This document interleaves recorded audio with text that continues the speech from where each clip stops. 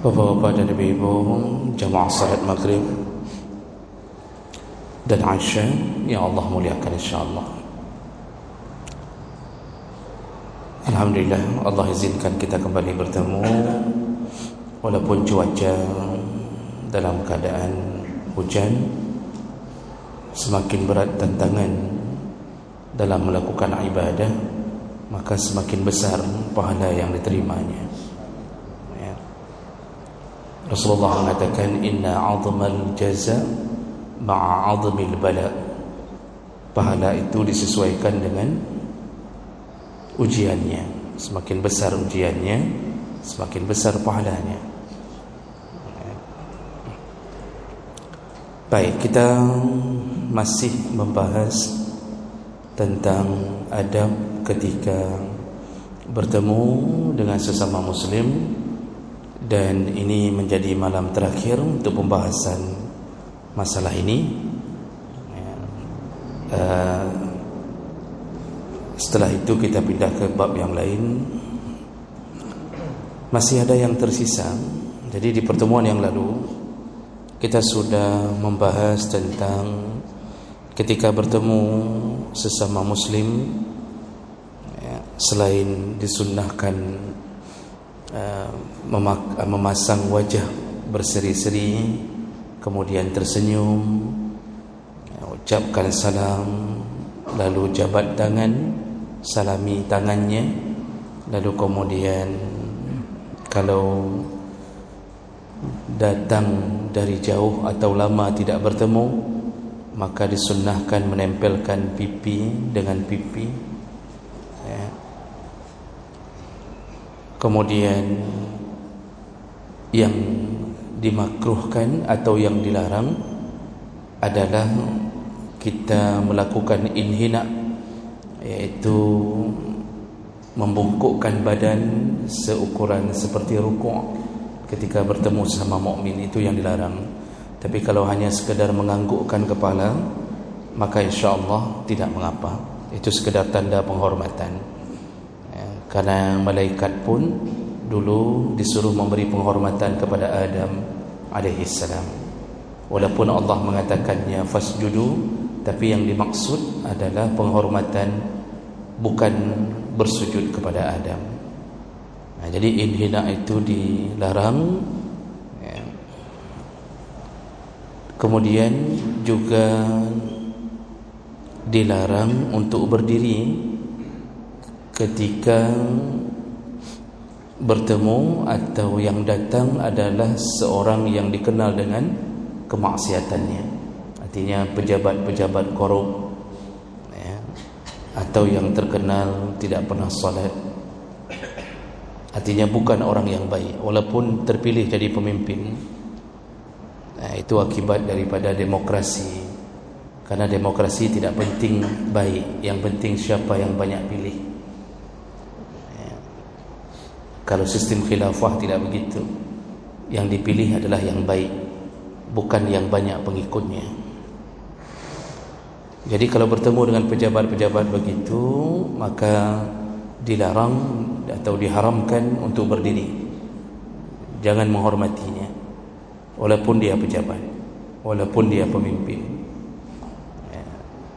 Tapi kalau bertemu dengan orang yang saleh, alim, saleh, maka dibolehkan. Bahkan ada yang menyebutkan disunnahkan menghormatinya dari kita duduk lalu kita berdiri untuk menyambutnya. Dibolehkan, tidak mengapa. Dan kita sudah bacakan dalil-dalil tentang masalah itu. Baik, kita lanjutkan.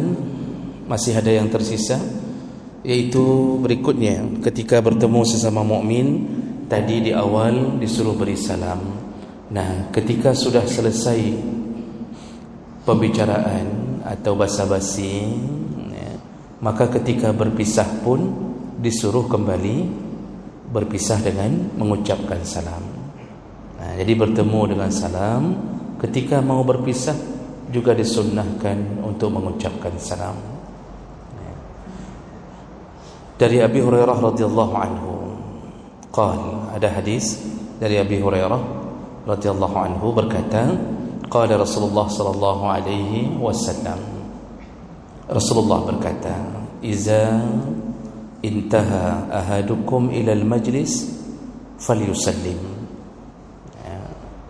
Apabila salah seorang di antara kalian ingin berpisah dari majlis tempat dia duduk atau tempat dia tadi bertemu dengan temannya atau siapa saja, maka falyusallim.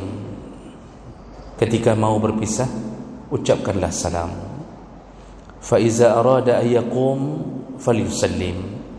Kalau dia ingin berdiri, mohon izin pamit, maka ucapkanlah salam. Falaysatil ula bi ahaqqi min al-akhirah. Kata Nabi, salam yang terakhir tidak berkurang pahalanya dengan salam yang pertama. Jadi tadi salam yang pertama itu orang sudah ma'ruf, orang sudah tahu semuanya bahawa di mana jumpa salam itu biasa dilakukan orang. Tapi yang tidak biasa dilakukan orang adalah ketika berpisah. Ada tapi tidak terbiasa. Jadi orang biasanya kalau berpisah hanya mengucapkan kaji apa? Gitu. Udah ya, saya pulang ya. Udah saya pergi ya, begitu saja. Padahal disunnahkan juga mengucapkan salam. Sampai Nabi mengatakan salam yang terakhir itu sama mulianya dan sama besar pahalanya dengan salam yang pertama. Jadi bukan bermakna salam terakhir suruhannya tidak sekuat salam pertama, dan bukan bermakna pahalanya lebih kecil daripada salam ketika bertemu. Tidak, sama kata Nabi. Maka biasakanlah bertemu kawan, bertemu teman, ketika mau berpisah, sudah ya, saya pulang, assalamualaikum. Kayak yang di sinetron-sinetron. Walaupun sinetronnya cuma hina negaikan. Di waktu filem-filem dalam Ramadan kan begitu semua. Asal sudah berpisah, assalamualaikum. Walaupun mereka mungkin di luar sinetron itu enggak pernah mengucapkan itu, tapi memang begitulah suruhan Nabi SAW. Berpisah dari satu majlis ilmu, kita mau duluan berangkat dengan teman kita duduk di samping, kita mohon izin lebih dahulu, ucapkanlah salam. Pulang dari rumah orang, sesudah bertamu, ketika keluar, maka ucapkanlah salam. Jadi bukan hanya sekadar mohon izin, tapi ucapkanlah salam. Begitu Nabi mengajarkan umatnya tentang kemuliaan salah satu doa yang ringkas, padat, tapi Masya Allah pahalanya besar. Dan itu sumber keberkahan, salah satu sumber keberkahan kepada kita sesama mukmin. Baik, berikutnya, jadi itu sudah berpisah, sudah selesai. Nah, ada beberapa catatan. Ini ada tambahan beberapa catatan yang kita sempurnakan melalui kitab Al-Azkar karya Imam Nawawi, dalam bab masalah tentang kapan disunnahkan salam dan kapan dimakruhkan mengucap salam.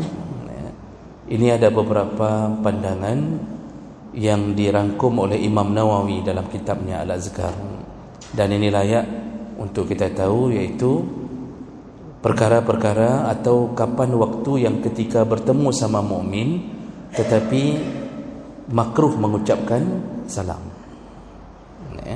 Tadi kan kita sudah bahas semuanya, kalau ketemu senyum, salam, sapa dan seterusnya. Tetapi ada waktu-waktu tertentu ketika bertemu dengan sesama mukmin tapi makruh mengucapkan salam, tidak disukai. Jadi sebaiknya jangan beri salam. Ini salah satu faedah yang kita ambil dari kitab Al-Azkar ini. Baik, kapan dia? Yaitu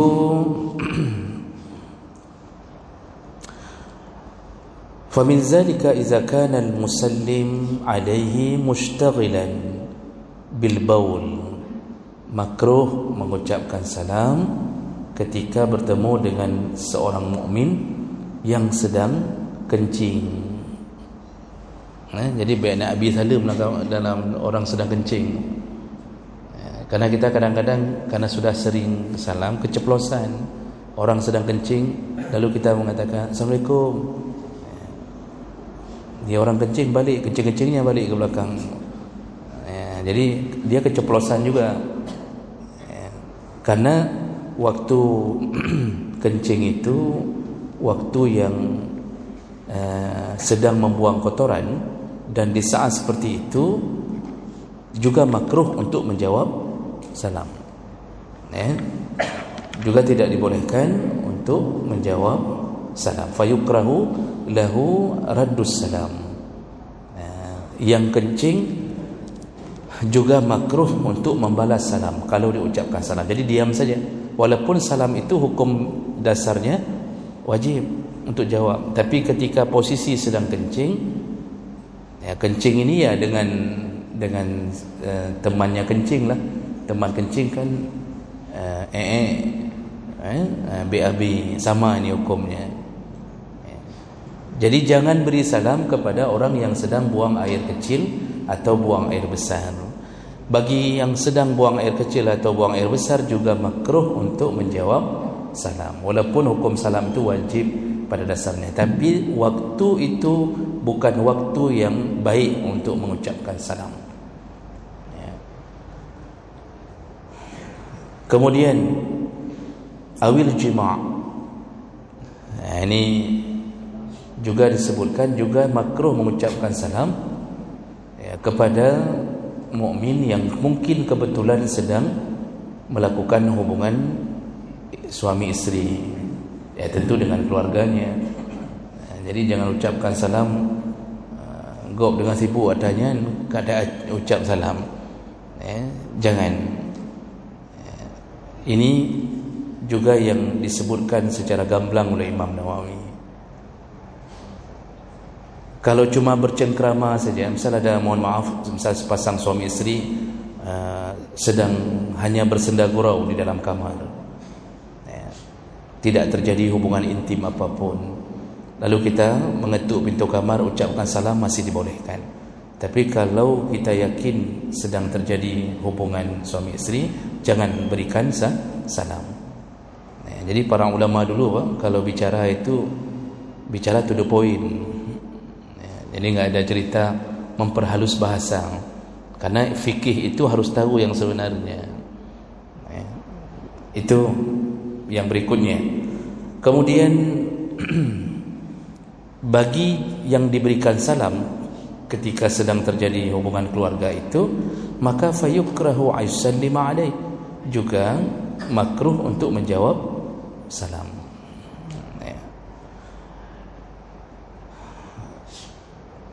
Kemudian berikutnya, wa min zalika man kana naiman aw na'isan, makruh juga memberi salam ketika bertemu sama mukmin, yaitu ketika mukmin itu sedang tidur atau na'isan, atau mengantuk. Dia ada seorang mukmin sedang mengantuk sekali, sudah terangguk-angguk kepalanya menahan kantuk, lalu kita bertemu dengannya, maka jangan ganggu dia dengan ucapan salam, kecuali mengantuknya dalam lokal. Ini bukan hanya salam, ditepuk pun boleh. Jadi kalau ada anak mengantuk dalam lokal misal, itu boleh dijewer, boleh dibuat sesuatu yang membuat dia terbangun, boleh. Tapi kalau bertemu sesama mukmin yang bukan dalam kondisi sedang menuntut ilmu, bukan hubungan antara guru dan murid, maka ketika kita lihat ada teman kita mengantuk, janganlah kita memberinya salam, makruh. Biarkan dia menikmati rasa ngantuknya. Jadi bapak-bapak yang mengantuk sedang pengajian, jangan dikasih salam, jangan kita cukai Assalamualaikum, Assalamualaikum, jangan, biarkan saja. Apalagi mungkin persiapan untuk nonton nanti malam jam 10, bah dengar juga anak pupu. Jadi mengantuk makruh, orang mengantuk ketika kita bertemu dengannya makruh memberi salam, au naiman, ataupun orang yang sudah tertidur. Ini pertama berlaku pada orang yang kita tahu sedang tidur. Dia sedang tertidur nih, lalu kita Assalamualaikum, tidak perlu ya. Atau ini juga kalau kita luaskan maknanya, jangan datang ke rumah orang di jam-jam orang sedang tidur ya. Jangan bertamu jam-jam 2, jam 3, itu jangan bertamu. Orang kadang-kadang lelah pulang dari kantor, mungkin dari 1:30 itu dia butuh waktu sebentar untuk istirahat. Jangan kita ganggu, jangan kita telepon. Maka jangan marah ketika kita datang ke rumah orang jam-jam 2 siang, jam 3 siang, orang sedang istirahat, salam kita enggak disahut. Mungkin mereka dengar, tapi mereka berfikir, siapa datang jam-jam begini? Kan ijak apa-apa 2 malam itu. Contohnya, kan tak mungkin juga kita datang jam 2 malam kan? Tapi dia merasa tersinggung dengan kedatangan kita. Dia tidak sahut dalam keadaan mengantuk. Maka kitalah yang harus segera tahu diri, kita datang di waktu yang salah. Ini kalau urusannya memberi salam pada orang yang mengantuk atau tidur, dimakruhkan. Begitu juga wa min zalika man kana musalliyan, makruh memberi salam pada orang yang salat. Makruh memberi salam pada orang yang sedang salat. Kalau orang ini sedang salat, maka orang yang mendengarkan salam tidak boleh menjawab salam itu. Bukan hanya makruh, bukan tidak dianjurkan menjawab salam, malah tidak boleh menjawab salam itu. Fa in fa'ala zalika, seandainya dijawab oleh orang yang salam, batalat salatuhu, batallah salatnya. Jadi ada orang sedang salat, baik wajib maupun sunnah. Bisa jadi kita enggak tahu dia sedang salat. Kita datang dari arah belakang, bisa jadi kita tidak tahu bahwa dia sedang salat. Lalu kemudian kita ucapkan Assalamualaikum. Rupanya orang ini latah. Akhirnya dia menjawab dalam salamnya Waalaikumsalam. Langsung batal salat. Langsung batal salat. Kalaupun ada keringanan untuk menjawab, maka ada pandangan yang menyatakan dibolehkan hanya dengan bahasa isyarat. Karena ada pandangan wal mustahab ayuraddu alaihi fi shalah bil isyarah wala yatalaffat bisyai'. Kalaupun ingin jawab, maka dibolehkan menjawab dengan bahasa isyarat. Bagaimana bahasa isyarat? Berdasarkan pengalaman dari hadis Nabi sallallahu alaihi wasallam bahwa Jabir bin Abdullah pernah memberi salam kepada Nabi. Nabi sedang salat. Jabir tidak tahu bahwa Nabi sedang salat. Lalu Rasulullah memberi kode dengan jarinya. Dia beri kode dengan jarinya, dia angkat jari telunjuknya. Jadi sedang begini, Jabir memberi salam, Rasulullah mengangkat dengan jari telunjuknya. Tapi beliau tidak melafazkan salam itu. Berikutnya, juga makruh ketika bertemu sama mukmin, yang mukmin itu muazzinan fi hali azanihi. Orang sedang azan, jangan diberi salam. Orang yang sedang melafazkan azan, muazzin itu jangan kasih salam. Dan muazzin itu pun tidak perlu menjawab salam yang diajukan kepadanya, baik dalam keadaan azan atau iqamah. Dia enggak usah jawab dan boleh tidak jawab. Malah kalau dia jawab bisa menyebabkan bertambahnya kalimat azan. Kan cukup parah kalau muazzin tiba-tiba menjawab Waalaikumsalam dengan suara azan. Jadi habis hayya 'alal falah langsung Waalaikumsalam. Dipanjangkan pula Waalaikumsalamnya seperti suara azan. Itu menambah kalimat azan, maka tidak dibolehkan untuk melakukan itu. Jadi kita ni kalau bertemu dengan orang yang sedang azan, enggak usah beri salam, ya. Berikutnya, Au kana fi hammam, juga jangan beri salam kepada orang yang sedang berada di kamar mandi, apapun pekerjaannya. Kalau tadi kan jangan beri salam kepada orang yang sedang buang air kecil dan buang air besar. Itu buang air kecil dan buang air besar belum tentu di kamar mandi. Orang bisa jadi di hutan, di padang pasir. Tapi khusus untuk kamar mandi, apapun orang yang melakukan kegiatan di kamar mandi, jangan berikan salam. Walaupun dia mandi, bukan buang air besar dan buang air kecil, jangan berikan salam.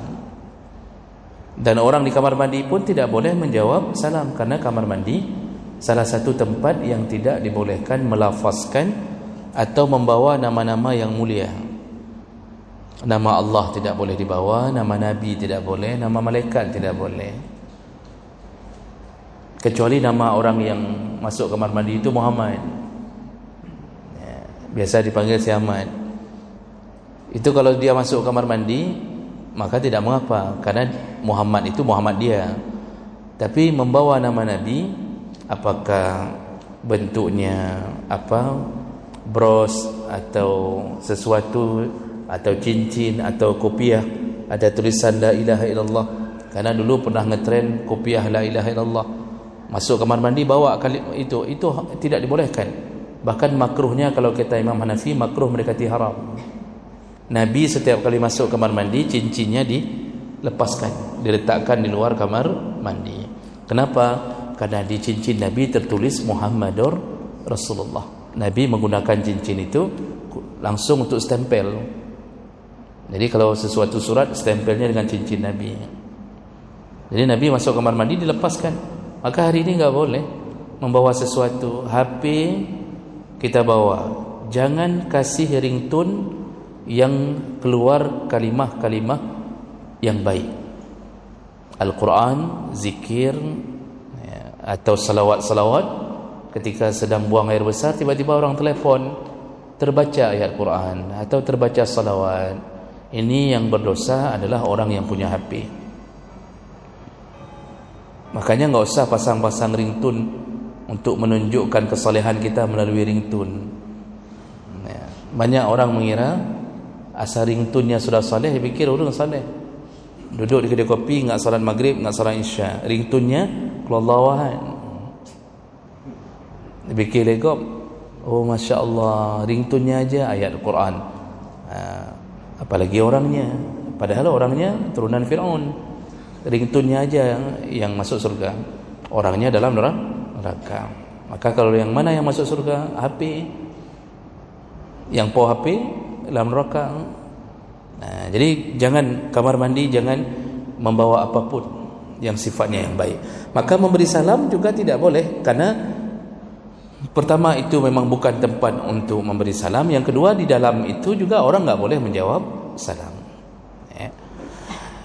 Begitu juga ketika berwudu, jangan kasih salam sama orang yang sedang berwudu, karena salah satu kemakruhan dalam wudu adalah bicara. Makruh bicara ketika wudu. Ini banyak orang sedang wudu, diajak bicara sama temannya, dia wudu tapi dia saut temannya. Ini makruh, itu mengurangi pahala wudunya. Memberi salam, orang wudu pun tidak perlu jawab, karena itu posisi orang sedang konsentrasi melakukan ibadah yang lain. Kemudian makruh juga dalam sebahagian pandangan para ulama memberi salam kepada orang yang disibukkan membaca Al-Quran, diistighalihi bitilawah. Sebaiknya tarkus salam, sebaiknya tidak usah beri salam kepada orang yang sedang sibuk membaca Al-Quran. Ini dalam pandangan sebahagian para ulama. Bahkan ada yang mengatakan, wa in rudda bil lafzi ista'nafa al isti'azah summa ada ila tilawah. Seandainya orang yang membaca Quran ini menjawab salam itu, maka disunnahkan untuk membaca a'udzubillah kembali lalu baru dia baca kembali ayat yang terputus gara-gara salam.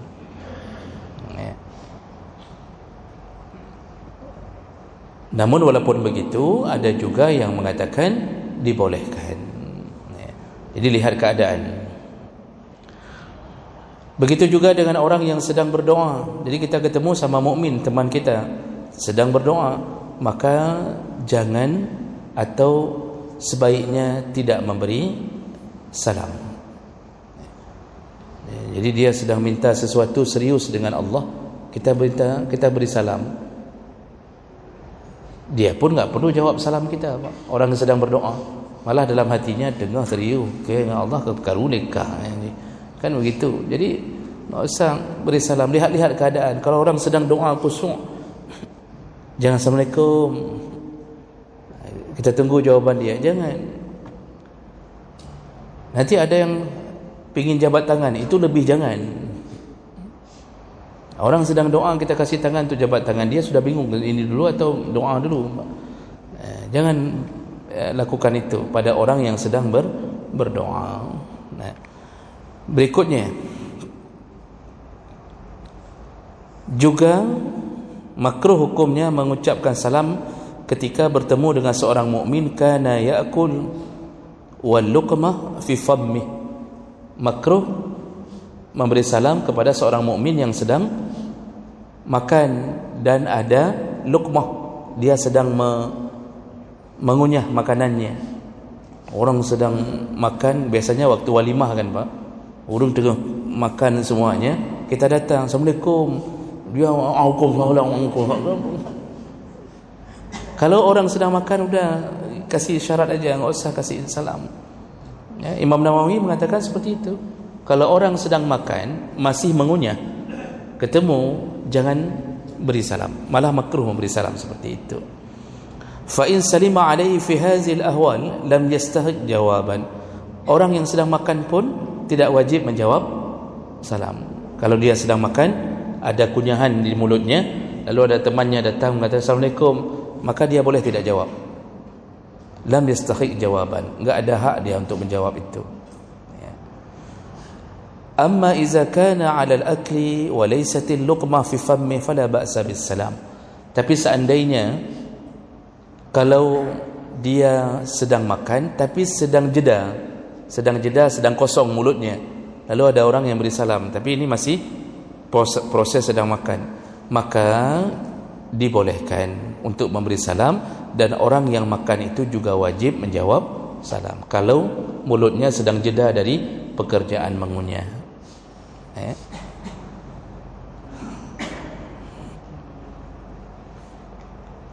Kemudian ini semuanya dicatat sebagai pelajaran bagi kita oleh Imam Nawawi. Imam Nawawi ini salah satu ikon atau ulama yang paling masyhur dari mazhab Syafi'i. Walaupun beliau tidak berguru langsung ke Imam Syafi'i. Karena murid-murid Imam Syafi'i itu ada beberapa orang yang terkenal, tapi Imam Nawawi populernya mengalahkan murid-murid Imam Syafi'i sendiri. Beliau bermazhab Syafi'i dan meninggal di umur 45 tahun, tidak sempat menikah. Jadi bagi yang tidak ada rencana menikah, boleh memakai sejarahnya Imam Nawawi. Nanti kalau yang belum kahwin sampai 45 tahun belum menikah misal, kalau diejek-ejek orang boleh jawab, Imam Nawawi aja enggak menikah. Orang jawab, Imam Nawawi enggak menikah, sibuk dengan ilmu, kamu sibuk dengan HP. Imam Nawawi enggak sempat menikah karena disibukkan kecintaannya terhadap ilmu. Maka ketika beliau ditanya, kenapa engkau tidak menikah wahai Imam? Apa jawabannya? Aku tidak sempat memikirkannya karena kecintaan beliau terhadap ilmu. Jadi banyak ulama besar-besar, ada beberapa ulama yang masyhur tidak sempat menikah. Ibnu Taimiyah juga tidak menikah sampai meninggal dunia. Baik, jadi berikutnya ada tambahan sedikit lagi. Kapan lagi ketika bertemu mukmin yang makruh mengucapkan salam, yaitu amma salam fi hali khutbatil jum'ah, yaitu salam ketika sedang berlangsung khutbah Jumaat. Jadi jangan masuk dari masjid Assalamualaikum, Khatib sedang khutbah. Yukrahul ibtida' bihi li'annahum ma'muruna bil insat lil khutbah. Dilarang mengucapkan salam. Larangan ini larangan makruh, tidak baik, jangan ucapkan salam kepada orang yang sedang mendengarkan khutbah, karena suruhan utamanya adalah diam ketika dengar khutbah. Jangan kita kacaukan dengan salam, khusus khutbah Jumaat. Kalau diberi salam maka tidak perlu untuk dijawab oleh orang yang mendengarkannya. Baik, itu perkara-perkara yang berurusan dengan sesama mukmin. Dan sebagai penutup masalah adab bertemu dengan sesama mukmin ini, ada catatan terakhir, Bapak. Kalau kita bertemu bukan dengan mukmin, dengan orang kafir, maka jangan pernah memberi salam atau jangan pernah memulai memberi salam. Rasulullah berkata, la tabda'ul yahuda walan nasara bisalam. Jangan engkau memulai memberi salam ketika bertemu dengan Yahudi dan Nasrani. Padahal ini dua agama ini agama samawi, agama langit, agama dari Allah. Yang selain daripada tiga agama itu semuanya agama ardi, agama dibuat oleh manusia. Hindu, Buddha, Konghucu, Sinto, kepercayaan macam-macam. Ini semuanya agama buatan manusia. Tiga agama itu datangnya dari Allah, yaitu Yahudi, Nasrani dan Islam.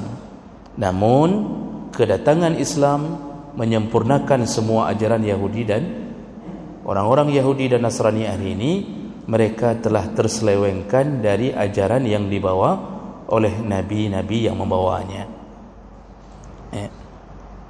Jadi Yahudi dan Nasrani hari ini bukanlah Yahudi dan Nasrani yang dimaafkan oleh Allah, dan mereka termasuk golongan-golongan yang dianggap kafir hari ini. Apa kata Rasulullah? Kalau bertemu dengan Yahudi dan Nasrani, jangan beri salam.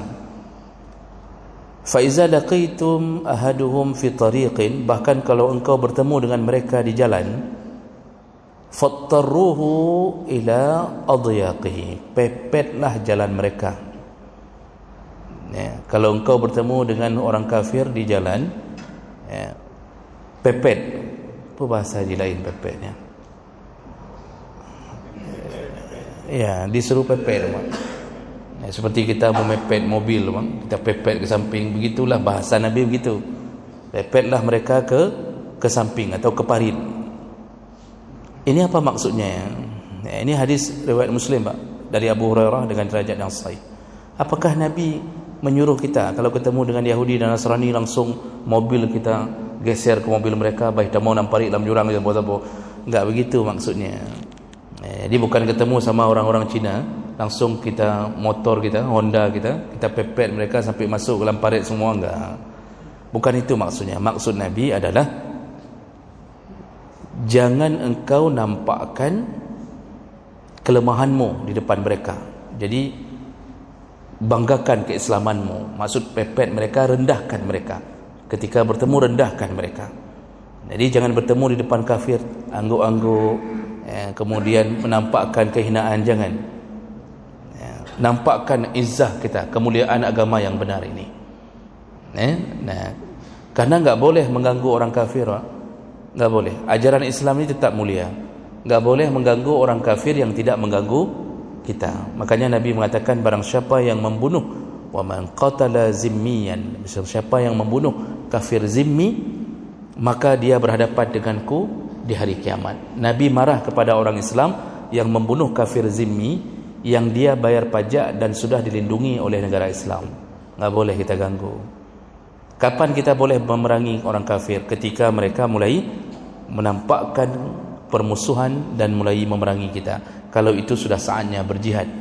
Di situ darah kita menjadi jembatan menuju ke surga Allah Subhanahu wa taala. Selain itu jangan ganggu orang kafir. Allah adalah zat yang maha adil. Sampai makhluknya yang mengingkarinya pun Kalau urusan keadilan tetap Allah bela.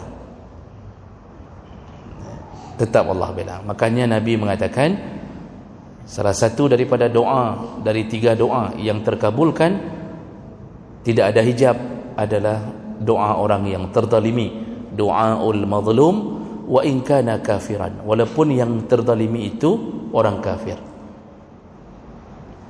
Kita zalimi dia, kita rusakkan rumahnya, kita bakar, kita bunuh anak-anaknya, dia angkat tangan memohon kepada Tuhan kita, dia melapor ke Tuhan kita. Misal dia katakan, wahai Allahnya orang Islam, Tuhannya orang Islam, ya, hambamu itu telah menghina aku, melecehkanku, membunuh kami, macam-macam.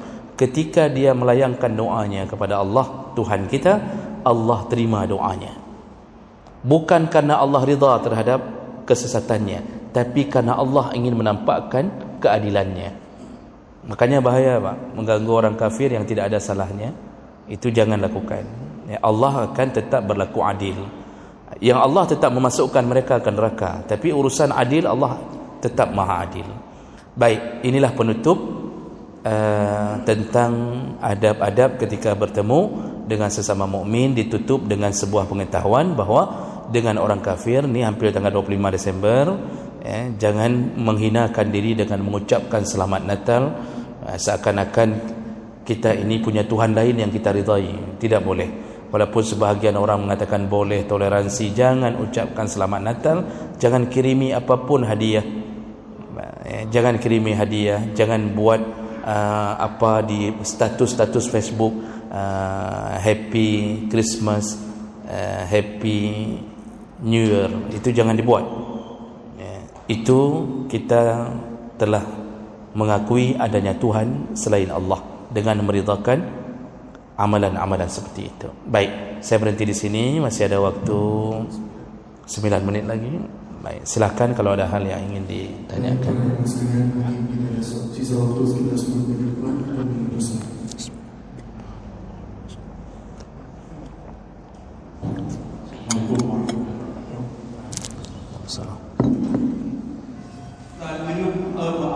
Ya, salam. Ya.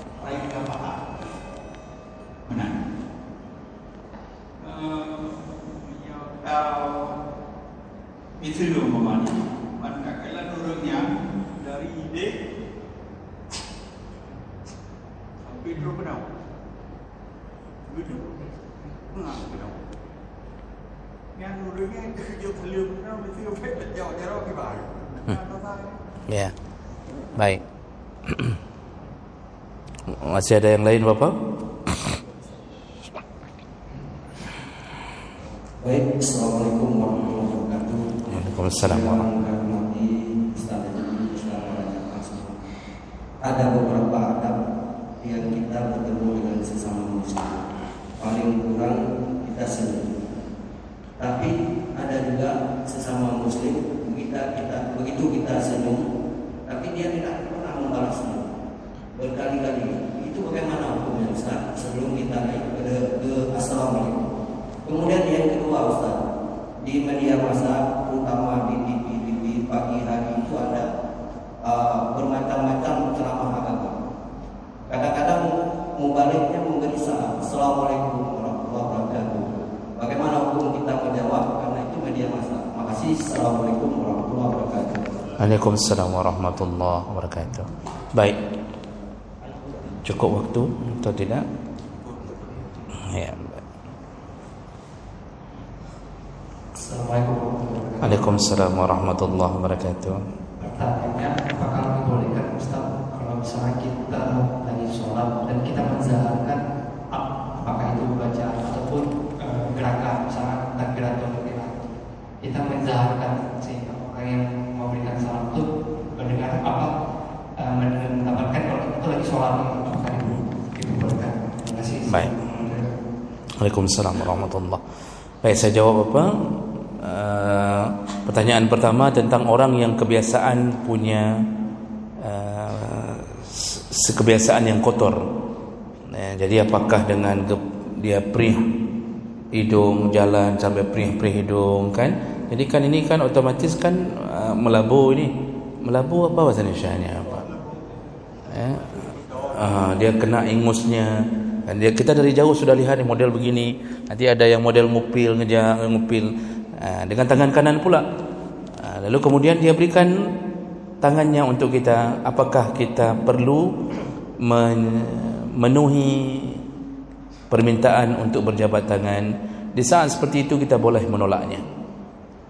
Dibolehkan menolaknya. Tapi berilah isyarat sebagai ganti, berilah isyarat bahwa kita telah menerima salamnya. Jadi tidak cukup beri isyarat bahwa kita sudah terima dan tidak perlu bersentuhan. Kalau kita yakin kalau bersentuhan dayo kena hidung je. Makanya kadang-kadang orang salat, kan? Ketika salat kan bersin. Itu bersin itu kan dia tutup begini. Ini sudah penuh dengan ludah dia.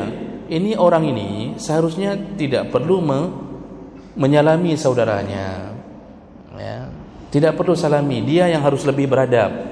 Ya. Jadi begitu juga dengan orang perih-perih hidung itu, kalau sudah tahu dia punya kebiasaan itu, jangan beri tangan untuk orang, cucilah dulu. Ya, karena itu salah satu yang menjijikkan. Jadi kadang-kadang kita salam dengan orang yang baru bersin, kita jaruk salam ni penuh ngai. Ludah bersin itu kan beda, kekuatannya kan beda. Ya, baunya juga beda. Karena dia keluarnya dari dalam itu. Dia yang harus lebih beradab. Tapi kalau kita diberi tangan, tidak menjawab, tidak memberikan tangan kita boleh, tapi beri isyarat kita sudah jawab salam dia dan sudah seperti keinginan dia. Ya. Baik, itu yang pertama. Kemudian yang kedua, apa tadi? Senyum tidak pernah dibalas. Yang ditanya apa tadi? Kita ketika senyum kepada orang yang kita tahu enggak pernah dibalas, bagaimana tindakan kita? Senyum kita itu tidak berkurang pahala dengan tidak dibalas. Jadi kalau ketemu lagi ya senyum saja. Kita enggak penting dia mau balas atau angka balah ke dia, yang penting dia menepuk pahala. Karena tabassumuka li akhika sedekah. Itu janji Nabi, Allah tetap menghargai pahala. Senyummu kepada saudaramu dihitung sedekah. Jadi kita enggak perlu fikirkan dia balas atau tidak. Ya, cuma tetap hati kita ada sesuatu pasti. Ini orang kok sombongnya minta ampun. Tapi harus dibaca dulu keadaan. Kalau dia enggak jawab karena kesombongannya, di saat itu boleh menyombongkan diri. Ya, takabbur 'alal mutakabbir sedekah. Ada riwayat para ulama, ya, menyombongkan diri di hadapan orang sombong itu adalah balasan sedekahnya. Tapi kalau dia enggak jawab, mungkin karena memang model tipenya begitu, tipe agak terbangai-bangai begitu kan, enggak tahu cara bermuamalah, kan ada orang model begitu. Itu enggak usah peduli, karena kita dapat pahala bukan dengan balasan dia, tapi dengan memberi senyuman. Kemudian pertanyaan berikutnya, menjawab salam dari media. Kalau sifatnya live, langsung, acara langsung dari TV, jadi misal bukan rekaman, maka tetap wajib jawab salam. Misal kita dengar ceramah dari kamera ini, Pak, ya, lalu diucapkanlah salam oleh pematerinya atau ustaznya, yang mendengar tetap Waalaikumsalam warahmatullahi kalau langsung. Tapi kalau tidak langsung, tidak ada kewajiban untuk menjawab salam, juga tidak ada kewajiban menjawab azan. Azan rekaman enggak perlu jawab, tapi kalau azan langsung tetap disuruh jawab. Ya. Yang terakhir,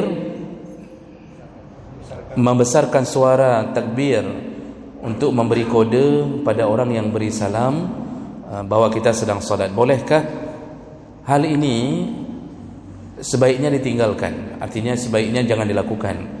Kalaupun harus karena mudarat, biasanya kan karena orang ketuk pintu, takut dia pulang, dia enggak tahu kita sedang salat, maka pun mengeraskan suara harus dibarengi dengan niat zikir. Tidak boleh hanya semata-mata niat mengingatkan orang. Karena kalau semata-mata niat mengingatkan orang, kita sudah keluar dari tujuan salat. Karena dalam salat itu enggak ada lagi hubungan dengan manusia.